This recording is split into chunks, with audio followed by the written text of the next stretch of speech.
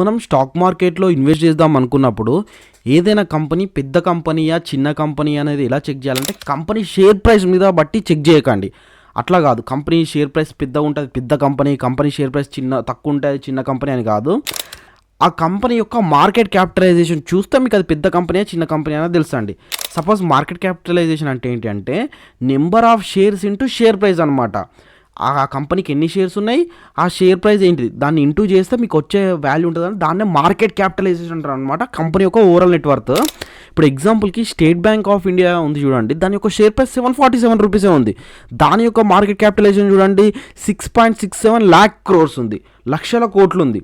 అదే MRF company share price చూడండి 1,17,000 ఉంది. దీని యొక్క షేర్ ప్రైస్ ఎక్కువ ఉంది, కాకపోతే దీని మార్కెట్ క్యాపిటలైజేషన్ చూడండి 49.90,000 crores అంటే వేల కోట్లు. కాబట్టి వేల కోట్లది పెద్ద కంపెనీయా లక్షల కోట్లది పెద్ద కంపెనీయా? స్టేట్ బ్యాంక్ ఆఫ్ ఇండియాది షేర్ ప్రైస్ తక్కువ ఉన్నా కూడా దాని యొక్క షేర్స్ అనేవి ఎక్కువ ఉన్నాయి కాబట్టి అది పెద్ద కంపెనీ.